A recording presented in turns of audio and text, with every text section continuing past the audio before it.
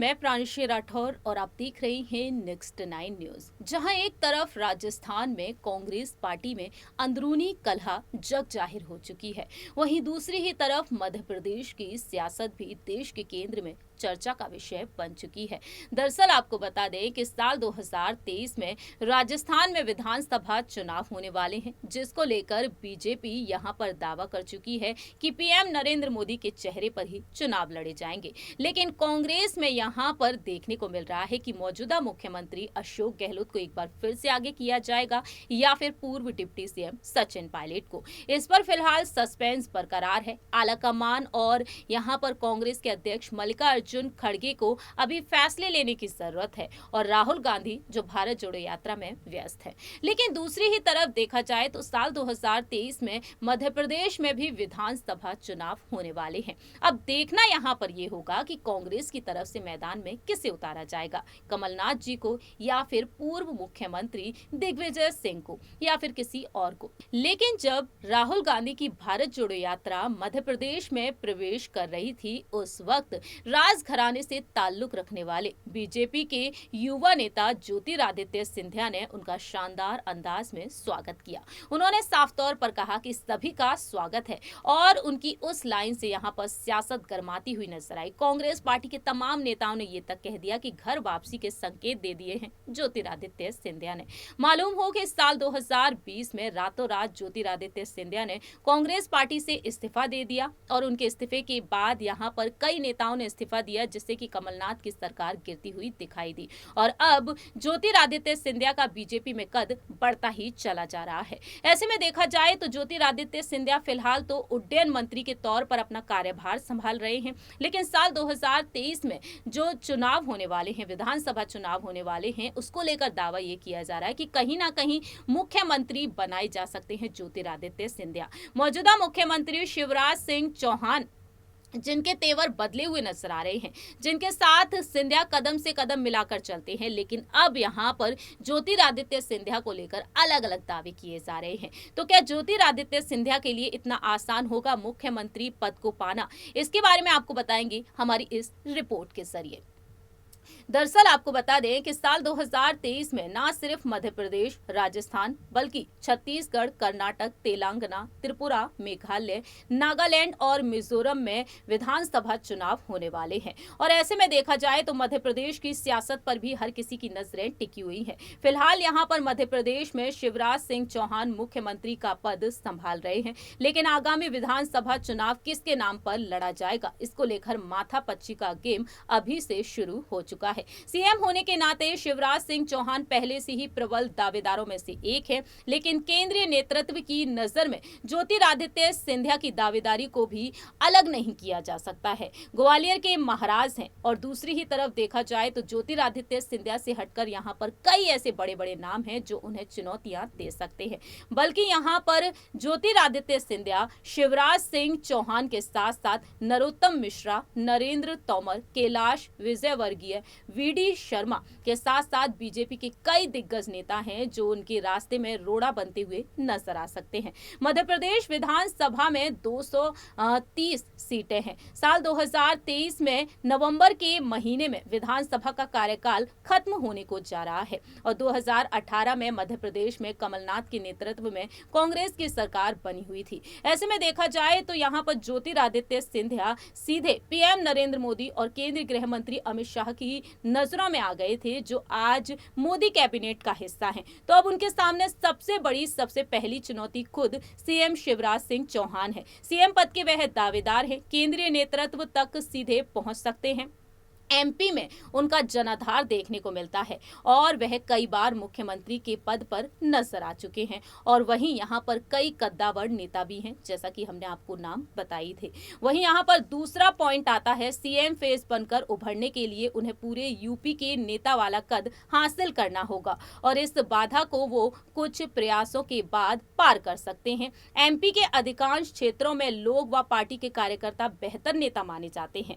वहीं यहाँ पर तीसरा पॉइंट जाता है विधानसभा चुनाव अधिकांशतः प्रदेश स्तरीय मुद्दों पर लड़े जाते हैं। अगर प्रदेश में सरकार के खिलाफ माहौल बनता है तो ज्योतिरादित्य सिंधिया एंटी इनकम्बेंसी को रोक पाएंगे। इतना ही नहीं, यहां पर एमपी बीजेपी सरकार के 30 मंत्री उनके संपर्क में हैं, लेकिन उन्हें सर्वमान्य चेहरा के रूप में उभरने के लिए बीजेपी संगठन के प्रदेश और जिला स्तर के नेताओं का भी समर्थन हासिल करना होगा और वहीं वह महाराज के पद पर तो पहले से ही हैं। साल 2018 में विधानसभा चुनाव के बाद कांग्रेस में उपेक्षा का शिकार होने के बाद वह बीजेपी में शामिल हुए। उन्हें वह आजादी नहीं मिली क्योंकि जो उन्होंने अपना यहाँ पर जिस तरह से उन्होंने इस्तीफा दिया था, उन्होंने साफ कह दिया था कि कांग्रेस में उन्हें वो आज़ादी नहीं मिल पा रही है जो आज़ादी वह चाहते हैं, देश के लिए काम करना चाहते हैं। अब ऐसे में देखा जाए तो यहाँ पर एमपी में सीएम फेस बनने के लिए उन्हें एक मजबूत दावेदारी पेश करनी होगी। इस तरह से देखा जाए तो सिंधिया फिलहाल तो काफ़ी पीछे हैं, जिससे आरएसएस का आशीर्वाद हासिल हो सीएम फेस वही बनता है। इस मामले में सिंधिया काफी पीछे हैं, ऐसा कहा जाता है, क्योंकि इस संघ में उन्हें अपनी मजबूती जरूर बनानी होगी। दूसरी ही तरफ देखा जाए तो यहाँ पर ज्योतिरादित्य सिंधिया के सामने और भी तमाम बड़ी चुनौतियां हैं। अब इन चुनौतियों का वह कैसे सामना करेंगे, ये काफी ज्यादा दिलचस्प होने वाला है। ज्योतिरादित्य सिंधिया जो राजनीति की दुनिया का एक जाना माना नाम तो है, लेकिन ज्योतिरादित्य सिंधिया के पक्ष में यहाँ पर कई ऐसी बातें भी आती हैं जो यहाँ पर सीएम बनाने के लिए कहीं ना कहीं केंद्र सरकार को मजबूर भी कर सकती हैं। ऐसे में देखा जाए तो यहाँ पर फिलहाल तो दिलचस्प बात यही है कि आखिरकार शिवराज सिंह चौहान जो उनके लिए सबसे बड़ी चुनौती बने हुए हैं, क्या वाकई में शिवराज सिंह चौहान की उन चुनौतियों का सामना कर पाएंगे ज्योतिरादित्य सिंधिया? ये बहुत ही दिलचस्प होने वाला है। क्या वाकई में बीजेपी में आने के बाद उड्डयन मंत्री के साथ साथ यहाँ पर सीएम पद की दावेदारी के लिए खुद को प्रूफ कर पाएंगे सिंधिया? ये वक्त के साथ साथ ही पता चलेगा। फिलहाल अमित शाह और पीएम नरेंद्र मोदी के साथ जो उनकी नजदीकियां देखने को मिल रही हैं, वो भी 100 सवाल खड़े कर रही हैं। लेकिन आपकी इस पर क्या कुछ राय है, ये आप बता सकते हैं कमेंट सेक्शन में। क्या वाकई में ज्योतिरादित्य सिंधिया अब मध्य प्रदेश के अगले मुख्यमंत्री होने चाहिए या फिर नहीं, ये आप बता सकते हैं कमेंट सेक्शन में। फिलहाल के लिए हम चलते हैं, बाकी की तमाम अपडेट्स के लिए आप देखते रहिए नेक्स्ट 9 न्यूज़। इसी पर चर्चा करेंगे आज हम हमारे सहयोगियों से। हमारे साथ मौजूद है दीपक, जिनसे हम जानना चाहेंगे कि ज्योतिरादित्य सिंधिया को लेकर जयराम रमेश ने बयानबाजी दी। जैसा कि हमने पिछली रिपोर्ट्स में बताया ही था, 24 कैरेट का गद्दार उन्हें कह दिया गया। और दूसरी ही तरफ यहाँ पर यह भी कहा गया कि ज्योतिरादित्य सिंधिया ने घर वापसी के संकेत दे दिए। कांग्रेस के एक नेता ने यह बात कही थी, लेकिन उन्होंने साफ तौर पर यह कह दिया कि ज्योतिरादित्य सिंधिया गद्दार है, उनके कांग्रेस में वापसी की कोई भी यहाँ पर फिलहाल तो आशंकाएं नहीं है, संभावनाएं यहाँ पर उन्होंने जता दी। लेकिन अब सवाल ये खड़ा होता है, यहाँ पर यह भी पूछा गया कि क्या ज्योतिरादित्य सिंधिया को राज्यसभा में सांसद के तौर पर या फिर मुख्यमंत्री के तौर पर कांग्रेस बुलाना चाहे, तो यहाँ पर उन्होंने साफ तौर पर कह दिया कि ज्योतिरादित्य सिंधिया की वापसी नहीं होगी। अब सवाल यहाँ पर यह खड़ा होता है, उड्डयन मंत्री के तौर पर वह जाने जाते हैं। शिवराज सिंह चौहान मुख्यमंत्री के पद पर कई बार नजर आ चुके हैं, लेकिन ज्योतिरादित्य सिंधिया को लेकर यही कहा जा रहा है कि अब वह मुख्यमंत्री के तौर पर देखे जा सकते हैं। इस पर आपकी क्या कुछ राय रहेगी? देखिए, यहाँ पर अगर जो हालिया चुनाव हुए उन नतीजों को देखा जाए, उसके बाद अगर मध्य प्रदेश के सीएम बदलने को लेकर देखा जाए तो हिमाचल और गुजरात दोनों से ही बहुत कुछ सीखने को मिलता है। गुजरात में भूपेंद्र भाई पटेल को बीच में अचानक सीएम पद दिया गया था, उसका फ़ायदा मिला। भूपेंद्र भाई पटेल के कामों को लोगों ने पसंद किया, लेकिन मोदी फैक्टर भी वहाँ पर था। 156 सीटें वहाँ पर जीत कर दी यहाँ पर बीजेपी ने। लेकिन हिमाचल चुनाव में एंटी इनकम्बेंसी को लेकर जो सवाल थे, यानी कि सीएम चेहरा आपने नहीं बदला था, 5 साल वही सीएम चेहरा था, फिर उसको आपने नहीं बदला होता तो शायद अच्छा रिजल्ट मिलता, क्योंकि जब बीजेपी जहाँ सीएम चेहरा बदलती है उनको फायदा मिलता है। महाराष्ट्र में 2014 से 2019 तक फडणवीस थे, लेकिन जब 2019 के चुनाव खत्म हुए तो फडणवीस हट गए, उद्धव ठाकरे बन गए। तो एक ऐसा फैक्टर रहता है कि बीजेपी का कहीं ना कहीं से ऐसा फैक्ट जुड़ा है कि उनका सीएम चेहरा अपना हट जाता है जो 5 साल रहता है। अगर शिवराज की बात करें, उनकी उम्र की बात कर ले या उनके एक्सपीरियंस की बात कर ले, तो पीएम मोदी भी खुद कहते हैं जिनकी उम्र ज़्यादा हो गई है, जो अच्छे नेता हैं, उनको आगे युवाओं को तैयार करना चाहिए अपने ही नेतृत्व में। जैसे पीएम मोदी ने गुजरात में एक ऐसी फौज खड़ी कर दी है जो 15 सालों तक आसानी से चुनाव जीत सकती है। लेकिन कई जगह पर कई बार ऐसा देखा जा रहा है कि कई कार्यक्रम में जब मंच पर शिवराज सिंह चौहान पहुंच रहे हैं, ज्योतिरादित्य सिंधिया उनके साथ नजर आते थे। आज के टाइम में वह नजर नहीं आ रहे उनके साथ, तो वह अलग थलग पड़ते हुए नजर आ रहे हैं। उनकी बोली में भी काफी बदलाव देखने को मिल रहे हैं। और दूसरी ही तरफ यहाँ पर ज्योतिरादित्य सिंधिया बैठकों में से उठते हुए नजर आए। हवाला ये दिया गया कि वह कोविड का शिकार हो गए थे, लेकिन ज्योतिरादित्य सिंधिया मोदी कैबिनेट का हिस्सा होने के नाते अहम फैसले लेने में कामयाब हो रहे हैं। कद उनका लगातार बढ़ रहा है। अगर कांग्रेस यहाँ पर उन्हें लालच देती राज्यसभा सांसद का, मुख्यमंत्री का, तो वह इस पार्टी में रहते या नहीं रहते ये तो हमें वक्त के साथ साथ पता ही चल गया। लेकिन यहाँ पर बीजेपी क्या कुछ उनके लिए आगे के लिए सोच विचार कर रही है? देखिए, बीजेपी जरूर सोच विचार कर रही होगी। जैसे ही वो आई यहाँ पर बीजेपी में उनको उड्डयन मंत्री बना दिया गया, इंटरनेशनल लेवल पर उनकी पहचान हो गई। लेकिन अब जैसे सीएम चुनाव आ रहे हैं तो वहाँ पर भी उनको जिम्मेदारियां दी जाएंगी, क्योंकि सबने देखा था मध्य प्रदेश में अगर कांग्रेस ने चुनाव जीता था तो ज्योतिरादित्य सिंधिया के दम से ही जीता था। बाद में कमलनाथ को आय कर दिया गया, चर्चा उनकी भी थी, लेकिन ज़्यादातर विधायक सिंधिया के साथ थे, ये उन्होंने बगावत करके जता दिया था। तो ये एक बड़ा फैक्टर था। रही बात सिंधिया के समर्थन की सरकार की, तो सिंधिया का समर्थन कांग्रेस पार्टी को अच्छा खासा मिला था और उनको राज्यसभा में सांसद बना देना या कोई बड़ा और पद दे देना, उनको वो सब नहीं चाहिए था। उनको अपने कामों की जो मेहनत उन्होंने की थी सीएम पद के लिए की थी, उनको वही चाहिए था। अगर मेहनत का फल नहीं मिला तो वो जरूर बगावत करे। और अगर देखा जाए तो बीजेपी ने भी आज के समय पर उनको वही फल नहीं दिया। बीजेपी ने उनको भले ही कैबिनेट में जगह दी और शिवराज सिंह चौहान को बीजेपी की जो वोटिंग की कमेटी होती उससे निकाल दिया, उसमें से नितिन गडकरी को भी निकाल दिया। अगर वहां से आप निकाल रहे हैं तो सीएम पद से भी उन्हें हटाई दीजिए, किस बात का इंतजार है। और अगर आप मध्य प्रदेश की राजनीति को देखें तो बीजेपी से और ज्यादा बड़े चेहरे नजर भी नहीं आते। शिवराज के बाद अगर कोई दूसरा सबसे बड़ा नाम है तो वो ज्योतिरादित्य सिंधिया है। आज नहीं तो कल शिवराज हटेंगे। अगर राजस्थान जैसी सत्ता नहीं चाहिए बीजेपी को तो उनको सही समय पर सही। इसके अलावा आपको तीसरा पद कोई नजर आता है?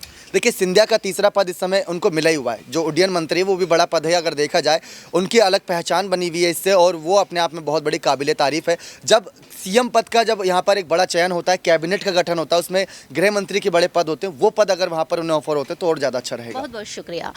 आगे हम जानना चाहेंगे हमारी सहयोगी कशिश से कि आखिरकार उनकी क्या कुछ राय रहेगी। फिलहाल देखा जाए तो यहाँ पर बीजेपी में बेहद बड़े कद पर है ज्योतिरादित्य सिंधिया, इंटरनेशनल लेवल पर वह काम करते हुए नजर आते हैं। तो कशिश से हम जानना चाहेंगे, कशिश आपको क्या लगता है ज्योतिरादित्य सिंधिया की कांग्रेस में वापसी होनी चाहिए या फिर नहीं? क्योंकि मध्य प्रदेश में अगर रुख किया जाए कांग्रेस के लिए तो कमलनाथ और पूर्व मुख्यमंत्री दिग्विजय सिंह के बीच जो दरार देखने को मिली, गले तक मिलाया राहुल गांधी ने, लेकिन फिलहाल वो हालात नहीं है। तो क्या यहाँ पर ज्योतिरादित्य सिंधिया वो चेहरा हो सकते हैं कांग्रेस की तरफ से अगर वापसी होती है, या फिर कोई तीसरा चेहरा आपको लगता है? देखिए, मुझे नहीं लगता है कि ज्योतिरादित्य सिंधिया को वापसी करनी चाहिए। वो क्यों नहीं करनी चाहिए? क्योंकि जयराम रमेश का जो बयान था जिसके बारे में आप पहले भी बता चुके हैं, वो काफ़ी ज़्यादा यानी कि इतना निराशाजनक था। किस तरीके से उन्होंने यहाँ पर गद्दार कह दिया, 24 कैरेट कह दिया, ना जाने कितने सारे शब्दों का इस्तेमाल किया। तो आप ये देखिए कि गद्दार कहने पर जब गहलोत को इतना ज़्यादा लताड़ा गया था तो जयराम रमेश को भी तो लताड़ा गया था। तो वे पर ज्योतिरादित्य सिंधिया मुझे नहीं लगता कि यहाँ पर वापसी करेंगे। लेकिन साथ ही साथ यहाँ पर अगर देखा जाए तो कोई और चेहरे पर दाव लग सकता है कांग्रेस पार्टी की तरफ से, क्योंकि यहाँ पर आज ही अगर एक बयान की मैं बात करूँ तो उनकी पत्नी प्रियदर्शनी ने भी एक बयान दिया है। उन्होंने साफ तौर पे ये कह दिया कि सिंधिया जिस पार्टी में है वो उसी पार्टी में रहे और वो उनके लिए बेहतर है, भविष्य भी उसमें उनका बना रहेगा। इस तरीके की बात वो कहती नजर आई है। तो मुझे नहीं लगता कि सिंधिया यहाँ वापसी करेंगे। बीजेपी पार्टी से उनकी नाराजगी चल रही, क्योंकि जब बैठक हुई थी तो बैठक में वो अचानक से बीच में उठ के चले गए थे और रीज़न ये बताया गया था कि उन्होंने कोरोना था। देखिए, कोरोना था तो कोरोना की जानकारी उनको पहले भी हो सकती थी, अचानक से उन्हें कोरोना नहीं हो सकता था, जिसको लेकर काफ़ी ज़्यादा बयानबाजी की गई यहाँ पर कि बीजेपी पार्टी से वो लगातार नाराज़ है। आप देखिए कि अगर वो बीजेपी पार्टी से भी नाराज़ रहते और बीजेपी पार्टी को भी छोड़ देते, कांग्रेस में वापसी नहीं करेगी, तो तीसरा ऑप्शन उनके पास कोई मुझे नजर नहीं आता। मुताबिक यहाँ पर अगर पर्सनल ओपिनियन लेना चाहें तो ज्योतिरादित्य सिंधिया सीएम पद पर काफ़ी ज़्यादा परफेक्ट रहेंगे या फिर उड्डयन मंत्री से हटकर कुछ अलग? देखिए, मुझे लगता है कि सीएम पद के लिए वो ज़्यादा बेटर रहेंगे। क्यों वो इसलिए रहेंगे क्योंकि कांग्रेस पार्टी में जब उनको उनके चेहरे पर चुनाव लड़ा गया तो जीत हासिल की। बीजेपी भी अगर उनके चेहरे पर चुनाव लड़के उन्हें आगे करती है तो मुझे लगता है बीजेपी को आने वाले समय में फ़ायदा होगा। जैसा कि कशिश ने यहाँ पर जानकारी दी, अब देखना यही होगा कि ज्योतिरादित्य सिंधिया को बीजेपी मुख्यमंत्री पद की दावेदारी के लिए आगे करेगी या फिर एक बार फिर से शिवराज सिंह चौहान को। साल 2023 में मध्य प्रदेश में विधानसभा चुनाव होने वाले हैं। देखना दिलचस्प होगा कि मध्य प्रदेश में इस बार कांग्रेस की सरकार सत्ता में आएगी या फिर भारतीय जनता पार्टी की। फिलहाल हमारे इस रिपोर्ट में इतना ही। बाकी की तमाम अपडेट्स के लिए आप देखते रहिए नेक्स्ट 9 न्यूज़।